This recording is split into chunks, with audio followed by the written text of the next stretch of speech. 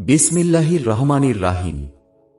পরম পবিত্র ও মহিমাময় সত্তা তিনি, যিনি স্বীয় বান্দাকে রাত্রি বেলায় ভ্রমণ করিয়েছিলেন মসজিদে হারাম থেকে মসজিদে আকসা পর্যন্ত, যার চারদিকে আমি পর্যাপ্ত বরকত দান করেছি যাতে আমি তাকে কুদরতের কিছু নিদর্শন দেখিয়ে দেই।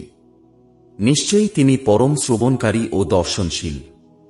আমি মুসাকে কিতাব দিয়েছি এবং সেটিকে বনী ইসরাইলের জন্য হিদায়েতে পরিণত করেছি যে, তোমরা আমাকে ছাড়া কাউকে কাজ নির্বাহী স্থির করো না। তোমরা তাদের সন্তান, যাদেরকে আমি নূহের সাথে সওয়ার করিয়েছিলাম। নিশ্চয় সে ছিল কৃতজ্ঞ বান্দা। আমি বনী ইসরাইলকে কিতাবে পরিষ্কার বলে দিয়েছি যে, তোমরা পৃথিবীর বুকে দুবার অনর্থ সৃষ্টি করবে এবং অত্যন্ত বড় ধরনের অবাধ্যতায় লিপ্ত হবে। অতঃপর যখন প্রতিশ্রুতি সেই প্রথম সময়টি এলো, তখন আমি তোমাদের বিরুদ্ধে প্রেরণ করলাম আমার কঠোর যোদ্ধা বান্দাদেরকে। অতঃপর তারা প্রতিটি জনপদের আনাচে কানাচে পর্যন্ত ছড়িয়ে পড়ল। এ ওয়াদা পূর্ণ হওয়ারই ছিল। অতঃপর আমি তোমাদের জন্য তাদের বিরুদ্ধে পালা ঘুরিয়ে দিলাম। তোমাদেরকে ধন সম্পদ ও পুত্র সন্তান দ্বারা সাহায্য করলাম এবং তোমাদেরকে জনসংখ্যার দিক দিয়ে একটা বিরাট বাহিনীতে পরিণত করলাম। তোমরা যদি ভালো করো তবে নিজেদের ভালো করবে এবং যদি মন্দ করো তবে তাও নিজেদের জন্যই। এরপর যখন দ্বিতীয় সে সময়টি এলো, তখন অন্য বান্দাদেরকে প্রেরণ করলাম যাতে তোমাদের মুখমণ্ডল বিকৃত করে দেয় আর মসজিদে ঢুকে পড়ে যেমন প্রথমবার ঢুকেছিল, এবং যেখানেই জয়ী হয় সেখানেই পুরোপুরি ধ্বংসযজ্ঞ চালায়। হয়তো তোমাদের পালনকর্তা তোমাদের প্রতি অনুগ্রহ করবেন, কিন্তু যদি পুনরায় তদ্রূপ করো আমিও পুনরায় তাই করব। আমি জাহান্নামকে কাফেরদের জন্য কয়েদখানা করেছি। এই কুরআন এমন পথ প্রদর্শন করে যা সর্বাধিক সরল এবং সৎকর্মপরায়ণ মুমিনদেরকে সুসংবাদ দেয় যে, তাদের জন্য মহা পুরস্কার রয়েছে, এবং যারা পরকালে বিশ্বাস করে না আমি তাদের জন্য যন্ত্রণাদায়ক শাস্তি প্রস্তুত করেছি। মানুষ যেভাবে কল্যাণ কামনা করে সেভাবেই অকল্যাণ কামনা করে। মানুষ তো খুবই দ্রুততাপ্রিয়।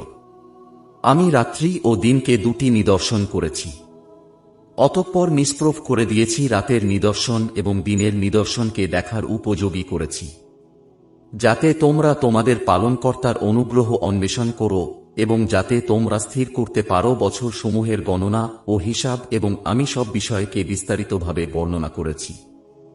আমি প্রত্যেক মানুষের কর্মকে তার গ্রীবলগ্ন করে রেখেছি। কেয়ামতের দিন বের করে দেখাবো তাকে একটি কিতাব যা সে খোলা অবস্থায় পাবে। পাঠ করো তুমি তোমার কিতাব। আজ তোমার হিসাব গ্রহণের জন্য তুমিই যথেষ্ট। যে কেউ সৎপথে চলে তারা নিজের মঙ্গলের জন্যই সৎপথে চলে, আর যে পথভ্রষ্ট হয় তারা নিজের অমঙ্গলের জন্যই পথভ্রষ্ট হয়। কেউ অপরের বোঝা বহন করবে না। কোনো রাসূল না পাঠানো পর্যন্ত আমি কাউকেই শাস্তি দান করি না। যখন আমি কোনো জনপদকে ধ্বংস করার ইচ্ছা করি তখন তার অবস্থাপন্ন লোকদেরকে উদ্বুদ্ধ করি। অতঃপর তারা পাপাচারে মেতে উঠে। তখন সে জনগোষ্ঠীর উপর আদেশ অবধারিত হয়ে যায়। অতঃপর আমি তাকে উঠিয়ে আছাড় দেই। নূহের পর আমি অনেক উম্মতকে ধ্বংস করেছি। আপনার পালনকর্তাই বান্দাদের পাপাচারের সংবাদ জানা ও দেখার জন্য যথেষ্ট। যে কেউ ইহকাল কামনা করে আমি সে সব লোককে যা ইচ্ছা সত্বর দিয়ে দেই। অতঃপর তাদের জন্য জাহান্নাম নির্ধারণ করি। ওরা তাতে নিন্দিত বিতাড়িত অবস্থায় প্রবেশ করবে। আর যারা পরকাল কামনা করে এবং মুমিন অবস্থায় তার জন্য যথাযথ চেষ্টা সাধনা করে, এমন লোকদের চেষ্টা স্বীকৃত হয়ে থাকে। এদেরকে এবং ওদেরকে প্রত্যেককে আমি আপনার পালনকর্তার দান পৌঁছে দেই এবং আপনার পালনকর্তার দান অবধারিত। দেখুন আমি তাদের একদলকে অপরের উপর কিভাবে শ্রেষ্ঠত্ব দান করলাম।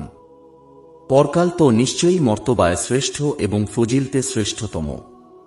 স্থির করো না আল্লাহর সাথে অন্য কোনো উপাস্য, তাহলে তুমি নিন্দিত ও অসহায় হয়ে পড়বে। তোমার পালনকর্তা আদেশ করেছেন যে, তাকে ছাড়া অন্য কারো এবাদত করো না এবং পিতা মাতার সাথে সদ্য ব্যবহার করো। তাদের মধ্যে কেউ অথবা উভয়েই যদি তোমার জীবনোদ্দশায় বার্ধক্য উপনীত হয়, তবে তাদেরকে কুহ শব্দটিও বলল না এবং তাদেরকে ধমক দিও না এবং বলো তাদেরকে শিষ্টাচারপূর্ণ কথা। তাদের সামনে ভালোবাসার সাথে নম্রভাবে মাথা নত করে দাও এবং বলো, হে পালনকর্তা, তাদের উভয়ের প্রতি রহম করো, যেমন তারা আমাকে শৈশবকালে লালন পালন করেছেন। তোমাদের পালনকর্তা তোমাদের মনে যা আছে তা ভালোই জানেন। যদি তোমরা সৎ হও তবে তিনি তওবাকারীদের জন্য ক্ষমাশীল। আত্মীয় স্বজনকে তার হক দান করো এবং অভাবগ্রস্ত ও মুসাফিরকেও, এবং কিছুতেই অপব্যয় করো না। নিশ্চয় অপব্যয়কারীরা শয়তানের ভাই। শয়তান স্বীয় পালনকর্তার প্রতি অতিশয় অকৃতজ্ঞ, এবং তোমার পালনকর্তার করুণার প্রত্যাশায় অপেক্ষামান থাকাকালে যদি কোনো সময় তাদেরকে বিমুখ করতে হয়, তখন তাদের সাথে নম্রভাবে কথা বলো। তুমি একেবারে ব্যয়কুষ্ঠ হয়ো না এবং একেবারে মুক্ত হস্ত হয়ো না, তাহলে তুমি তিরস্কৃতি নিঃস্ব হয়ে বসে থাকবে। নিশ্চয় তোমার পালকর্তা যাকে ইচ্ছা অধিক জীবনোপকরণ দান করেন এবং তিনিই তা সংকুচিত করে দেন। তিনি তাঁর বান্দাদের সম্পর্কে ভালোভাবে অবহিত সবকিছু দেখছেন। দারিদ্র্যের ভয়ে তোমাদের সন্তানদেরকে হত্যা করো না। তাদেরকে এবং তোমাদেরকে আমি জীবনোপকরণ দিয়ে থাকি। নিশ্চয় তাদেরকে হত্যা করা মারাত্মক অপরাধ। আর ব্যভিচারের কাছেও যেও না। নিশ্চয় এটা অশ্লীল কাজ এবং মন্দ পথ। সে প্রাণকে হত্যা করো না যাকে আল্লাহ হারাম করেছেন, কিন্তু ন্যায়ভাবে। যে ব্যক্তি অন্যায়ভাবে নিহত হয়, আমি তার উত্তরাধিকারীকে ক্ষমতা দান করি। অতএব সে যেন হত্যার ব্যাপারে সীমা লঙ্ঘন না করে। নিশ্চয় সে সাহায্য প্রাপ্ত। আর এতিমের মালের কাছেও যেও না, একমাত্র তার কল্যাণ আকাঙ্ক্ষা ছাড়া, সংশ্লিষ্ট ব্যক্তির যৌবনে পদার্পণ করা পর্যন্ত, এবং অঙ্গীকার পূর্ণ করো। নিশ্চয় অঙ্গীকার সম্পর্কে জিজ্ঞাসাবাদ করা হবে। মেপে দেয়ার সময় পূর্ণ মাপে দেবে এবং সঠিক দাড়িপালায় ওজন করবে।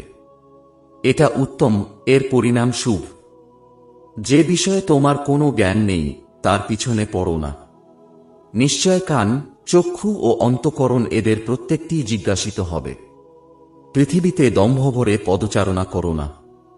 নিশ্চয় তুমি তো ভূপৃষ্ঠকে কখনই বিদীর্ণ করতে পারবে না, এবং উচ্চতায় তুমি কখনই পর্বত প্রমাণ হতে পারবে না। এসবের মধ্যে যেগুলো মন্দ কাজ, সেগুলো তোমার পালনকর্তার কাছে অপছন্দনীয়। এটা ওই হিকমতের অন্তর্ভুক্ত যা আপনার পালনকর্তা আপনাকে ওহী মারফত দান করেছেন। আল্লাহর সাথে অন্য কোনো উপাস্য স্থির করবেন না, তাহলে অভিযুক্ত ও আল্লাহর অনুগ্রহ থেকে বিতাড়িত অবস্থায় জাহান্নামে নিক্ষিপ্ত হবেন। তোমাদের পালনকর্তা কি তোমাদের জন্য পুত্র সন্তান নির্ধারিত করেছেন এবং নিজের জন্য ফেরেশতাদেরকে কন্যারূপে গ্রহণ করেছেন? নিশ্চয় তোমরা গুরুতর গর্হিত কথাবার্তা বলছ। আমি এই কুরআনে নানাভাবে বুঝিয়েছি যাতে তারা চিন্তা করে, অথচ এতে তাদের কেবল বিমুখতাই বৃদ্ধি পায়। বলুন, তাদের কথা মতো যদি তাঁর সাথে অন্যান্য উপাস্য থাকত, তবে তারা আরশের মালিক পর্যন্ত পৌঁছার পথ অন্বেষণ করত। তিনি নেহায়েত পবিত্র ও মহিমান্বিত, এবং তারা যা বলে থাকে তা থেকে বহু ঊর্ধ্বে।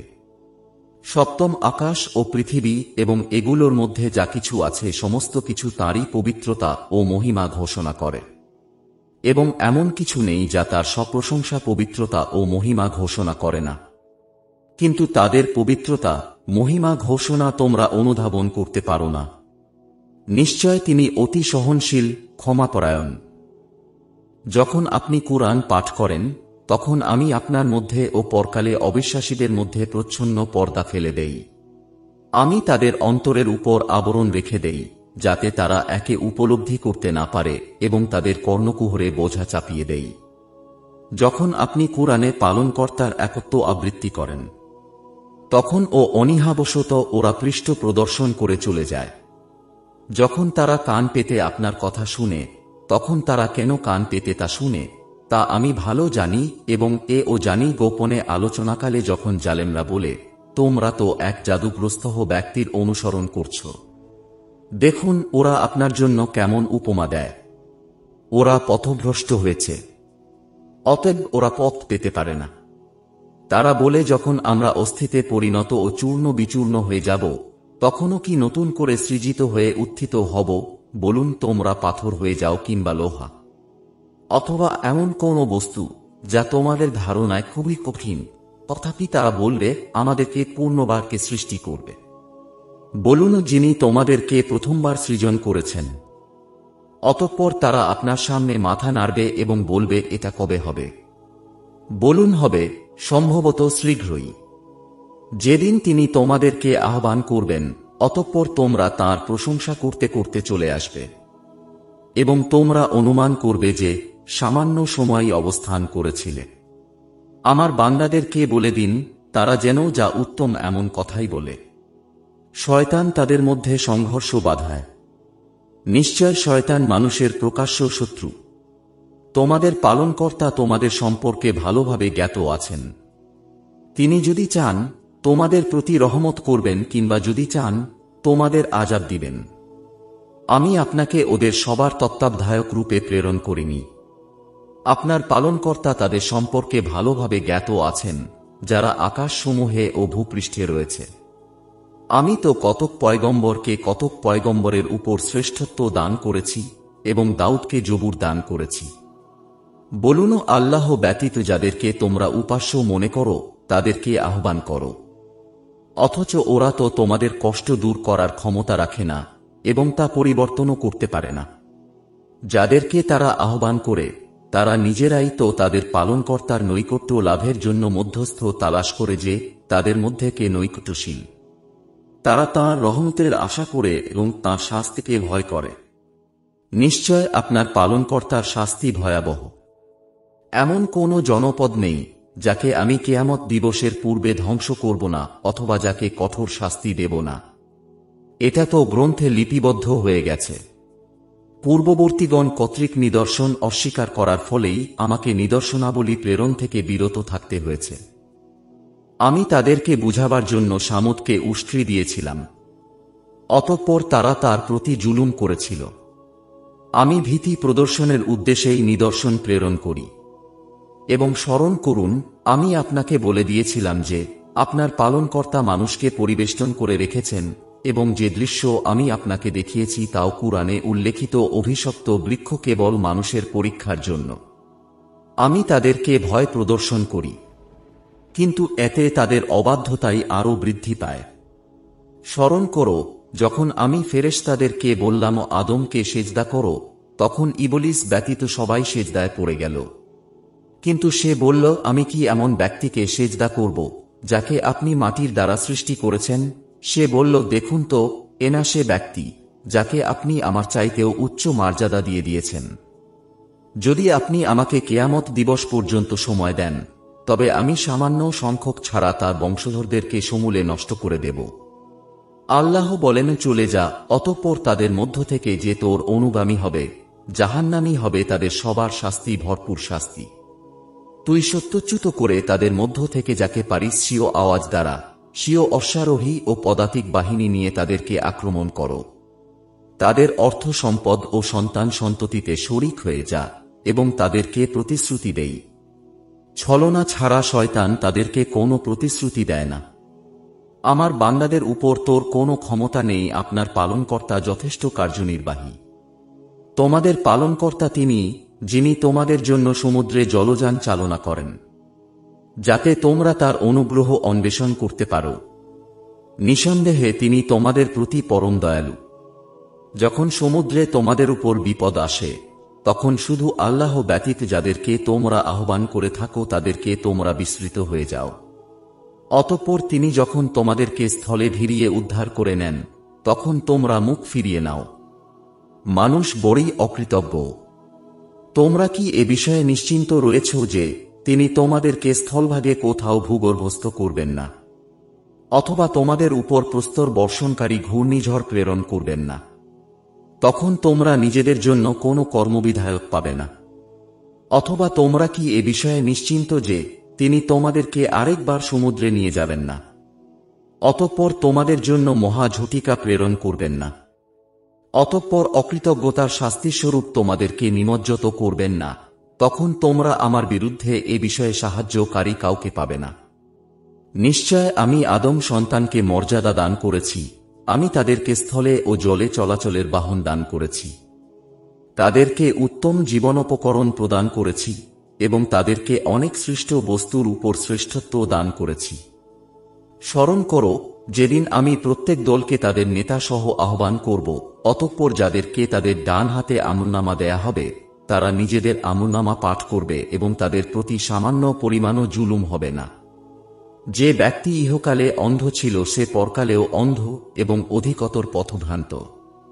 তারা তো আপনাকে হাঁটিয়ে দিতে চাচ্ছিল যে বিষয়ে আমি আপনার প্রতি ওহির মাধ্যমে যা প্রেরণ করেছি তা থেকে আপনার পদস্খলন ঘটানোর জন্য তারা চূড়ান্ত চেষ্টা করেছে, যাতে আপনি আমার প্রতি কিছু মিথ্যা সম্বন্ধ যুক্ত করেন। এতে সফল হলে তারা আপনাকে বন্ধুরূপে গ্রহণ করে নিত। আমি আপনাকে দ্বিপদ না রাখলে আপনি তাদের প্রতি কিছুটা ঝুঁকেই পড়তেন। তখন আমি অবশ্যই আপনাকে ইহজীবনে ও পরজীবনে দ্বিগুণ শাস্তির আস্বাদন করাতাম। এ সময় আপনি আমার মোকাবিলায় কোনো সাহায্যকারী পেতেন না। তারা তো আপনাকে এ ভূখণ্ড থেকে উৎখাত করে দিতে চূড়ান্ত চেষ্টা করেছিল, যাতে আপনাকে এখান থেকে বহিষ্কার করে দেয়া যায়। তখন তারাও আপনার পর সেখানে অল্পকালই মাত্র টিকে থাকত। আপনার পূর্বে আমি যত রাসূল প্রেরণ করেছি তাদের ক্ষেত্রেও এরূপ নিয়ম ছিল। আপনি আমার নিয়মের কোনো ব্যতিক্রম পাবেন না। সূর্য ঢলে পড়ার সময় থেকে রাত্রির অন্ধকার পর্যন্ত নামাজ কায়েম করুন এবং ফজরের কুরআন পাঠও। নিশ্চয় ফজরের কুরআন পাঠ মুখোমুখি হয়। রাত্রির কিছু অংশ কুরআন পাঠ সহ জাগ্রত থাকুন। এটা আপনার জন্য অতিরিক্ত। হয়তো বা আপনার পালনকর্তা আপনাকে মোকামে মাহমুদে পৌঁছাবেন। বলুন, হে পালনকর্তা, আমাকে দাখিল করুন সত্যরূপে এবং আমাকে বের করুন সত্যরূপে এবং দান করুন আমাকে নিজের কাছ থেকে রাষ্ট্রীয় সাহায্য। বলুন, সত্য এসেছে এবং মিথ্যা বিলুপ্ত হয়েছে। নিশ্চয় মিথ্যা বিলুপ্ত হওয়ারই ছিল। আমি কুরআনে এমন বিষয় নাজিল করি যা রোগের সুচিকিৎসা এবং মুমিনের জন্য রহমত। গুনাহগারদের তো এতে শুধু ক্ষতিই বৃদ্ধি পায়। আমি মানুষকে নেয়ামত দান করলে সে মুখ ফিরিয়ে নেয় এবং অহংকারে দূরে সরে যায়। যখন তাকে কোনো অনিষ্ট স্পর্শ করে তখন সে একেবারে হতাশ হয়ে পড়ে। বলুন, প্রত্যেকেই নিজ রীতি অনুযায়ী কাজ করে। অতঃপর আপনার পালনকর্তা বিশেষ রূপে জানেন কে সর্বাপেক্ষা নির্ভুল পথে আছে। তারা আপনাকে রূহ সম্পর্কে জিজ্ঞেস করে। বলে দিন, রূহ আমার পালনকর্তার আদেশ ঘটিত। এ বিষয়ে তোমাদেরকে সামান্য জ্ঞানই দান করা হয়েছে। আমি ইচ্ছা করলে আপনার কাছে ওহির মাধ্যমে যা প্রেরণ করেছি তা অবশ্যই প্রত্যাহার করতে পারতাম। অতঃপর আপনি নিজের জন্য তা আনয়নের ব্যাপারে আমার মোকাবিলায় কোনো দায়িত্ব বহনকারী পাবেন না। এ প্রত্যাহার না করা আপনার পালনকর্তার মেহেরবানি। নিশ্চয় আপনার প্রতি তাঁর করুণা বিরাট। বলুন, যদি মানব ও জিন এই কুরআনের অনুরূপ রচনা করে আনয়নের জন্য জড়ো হয় এবং তারা পরস্পরের সাহায্যকারী হয়, তবুও তারা কখনো এর অনুরূপ রচনা করে আনতে পারবে না। আমি এই কুরআনে মানুষকে বিভিন্ন উপকার দ্বারা সব রকম বিষয়বস্তু বুঝিয়েছি, কিন্তু অধিকাংশ লোক অস্বীকার না করে থাকেনি এবং তারা বলে, আমরা কখনো আপনাকে বিশ্বাস করব না যে পর্যন্ত না আপনি ভূপৃষ্ঠ থেকে আমাদের জন্য একটি ঝর্ণা প্রবাহিত করে দিন, অথবা আপনার জন্য খেজুরের ও আঙ্গুরের একটি বাগান হবে, অতঃপর আপনি তার মধ্যে নির্ঝরিণীসমূহ প্রবাহিত করে দেবেন, অথবা আপনি যেমন বলে থাকেন তেমনিভাবে আমাদের উপর আসমানকে খণ্ড বিখণ্ড করে ফেলে দেবেন, অথবা আল্লাহ ও ফেরেশতাদেরকে আমাদের সামনে নিয়ে আসবেন, অথবা আপনার কোনো সোনার তৈরি গৃহ হবে, অথবা আপনি আকাশে আরোহণ করবেন এবং আমরা আপনার আকাশে আরোহণকে কখনো বিশ্বাস করব না যে পর্যন্ত না আপনি অবতীর্ণ করেন আমাদের প্রতি এক গ্রন্থ যা আমরা পাঠ করব। বলুন, পবিত্র মহান আমার পালনকর্তা, একজন মানব, একজন রাসূল ও বই আমি কে? আল্লাহ কি মানুষকে পয়গম্বর করে পাঠিয়েছেন? তাদের এই উক্তি মানুষকে ঈমান আনয়ন থেকে বিরত রাখে যখন তাদের নিকট আসে হেদায়েত। বলুন, যদি পৃথিবীতে ফেরেশতারা স্বচ্ছন্দে বিচরণ করত, তবে আমি আকাশ থেকে কোনো ফেরেশতাকেই তাদের নিকট পয়গম্বর করে প্রেরণ করতাম। বলুন, আমার ও তোমাদের মধ্যে সত্য প্রতিষ্ঠাকারী হিসেবে আল্লাহই যথেষ্ট। তিনি তো স্বীয় বান্দাদের বিষয়ে খবর রাখেন ও দেখেন। আল্লাহ যাকে পথ প্রদর্শন করেন সেই তো সঠিক পথ প্রাপ্ত এবং যাকে পথ ভ্রষ্ট করেন তাদের জন্য আপনি আল্লাহ ছাড়া কোনো সাহায্যকারী পাবেন না। আমি কিয়ামতের দিন তাদের সমবেত করব তাদের মুখে ভর দিয়ে চলা অবস্থায়, অন্ধ অবস্থায়, মূক অবস্থায় এবং বধির অবস্থায়। তাদের আবাসস্থল জাহান্নাম। যখনই নির্বাপিত হওয়ার উপক্রম হবে, আমি তখন তাদের জন্য অগ্নি আরও বৃদ্ধি করে দিব। এটাই তাদের শাস্তি, কারণ তারা আমার নিদর্শন সমূহ অস্বীকার করেছে এবং বলেছে, আমরা যখন অস্থিতে পরিণত ও চূর্ণ বিচূর্ণ হয়ে যাব, তখনও কি আমরা নতুনভাবে সৃজিত হয়ে উত্থিত হব? তারা কি দেখেনি যে আল্লাহ আসমান ও জমিন সৃজিত করেছেন, তিনি তাদের মতো মানুষও পুনরায় সৃষ্টি করতে সক্ষম। তিনি তাদের জন্য স্থির করেছেন একটি নির্দিষ্ট কাল, এতে কোনো সন্দেহ নেই। অতঃপর জালেমরা অস্বীকার ছাড়া কিছু করেনি। বলুন, যদি আমার পালনকর্তার রহমতের ভাণ্ডার তোমাদের হাতে থাকত, তবে ব্যয়িত হয়ে যাওয়ার আশঙ্কায় অবশ্যই তা ধরে রাখতে। মানুষ তো অতিশয় কৃপণ। আপনি বনি ইসরায়েলকে জিজ্ঞেস করুন, আমি মূসাকে 9টি প্রকাশ্য নিদর্শন দান করেছি। যখন তিনি তাদের কাছে আগমন করেন, ফেরাউন তাকে বলল, হে মূসা, আমার ধারণায় তুমি তো জাদুগ্রস্ত। তিনি বললেন, তুমি জানো যে আসমান ও জমিনের পালনকর্তাই এসব নিদর্শনাবলী প্রত্যক্ষ প্রমাণস্বরূপ নাজিল করেছেন। হে ফেরাউন, আমার ধারণায় তুমি ধ্বংস হতে চলেছ। অতঃপর সে বনি ইসরায়েলকে দেশ থেকে উৎখাত করতে চাইল, তখন আমি তাকে ও তার সঙ্গীদের সবাইকে নিমজ্জিত করে দিলাম। তারপর আমি বনি ইসরায়েলকে বললাম, এদেশে তোমরা বসবাস করো।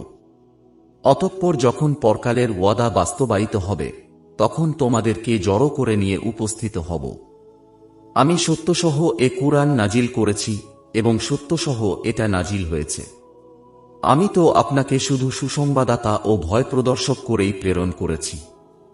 আমি কুরআনকে জ্যোতিচিহ্ন সহ পৃথক পৃথকভাবে পাঠের উপযোগী করেছি, যাতে আপনি একে লোকদের কাছে ধীরে ধীরে পাঠ করেন, এবং আমি একে যথাযথভাবে অবতীর্ণ করেছি। বলুন, তোমরা কুরআনকে মান্য করো অথবা অমান্য করো।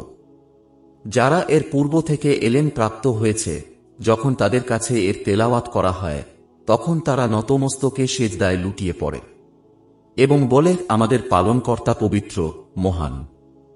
নিঃসন্দেহে আমাদের পালনকর্তার ওয়াদা অবশ্যই পূর্ণ হবে। তারা ক্রন্দন করতে করতে নতমস্তকে ভূমিতে লুটিয়ে পড়ে এবং তাদের বিনয়ভাব আরও বৃদ্ধি পায়। বলুন, আল্লাহ বলে আহ্বান করো কিংবা রহমান বলে যে নামেই আহ্বান করো না কেন, সব সুন্দর নাম তারই। আপনি নিজের নামাজ আদায়কালে স্বর উচ্চগ্রাসে নিয়ে গিয়ে পড়বেন না এবং নিঃশব্দেও পড়বেন না। এতদুভয়ের মধ্যম পন্থা অবলম্বন করুন। বলুন, সমস্ত প্রশংসা আল্লাহর, যিনি না কোনো সন্তান রাখেন, না তাঁর সার্বভৌমত্বে কোনো শরিক আছে, এবং যিনি দুর্দশাগ্রস্ত হন না, যে কারণে তাঁর কোনো সাহায্যকারীর প্রয়োজন হতে পারে। সুতরাং আপনি সম্ভ্রমে তাঁর মাহাত্ম্য বর্ণনা করতে থাকুন।